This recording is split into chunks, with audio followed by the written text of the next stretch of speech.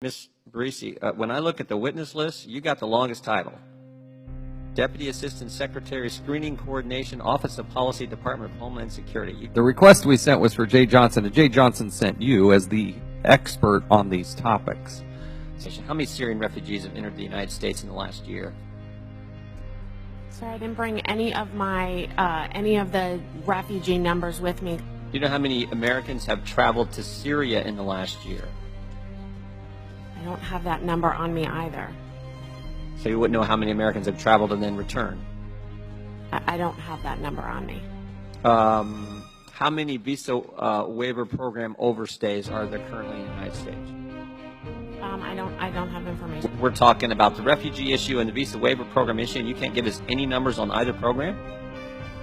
If we're looking at visa overstays and we're sitting here debating about a visa waiver program, and yet the very instance of visa overstays and the potential terrorist threat that accompanies that, you're tracking that, and yet the last information that Congress got that was reliable was 1994.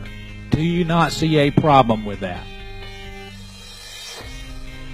I think you should receive the data as soon as it is available. And you can't give us the number of people who are on expired visas. You have staff. Can they just call DHS so we get it before the hearing's over? This should not be very difficult. We've had a number of questions about how many people are here on visa, have overstayed their visas, and we've not been able to get even a ballpark estimate about that. I would imagine somebody in this big, sprawling department has got to have some type of information in that regard. So my question to you is there a way that you can get that to us today? Can you make a phone call to do it? Can one of your staff make a phone call? What percentage of the people leaving the country are you able to capture?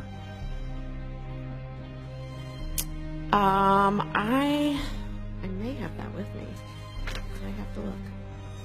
Do not have that. I'm sorry, I do not have that statistic. You're supposed to be the expert on this. Your title is right. I mean, this should be just right off the top of your head.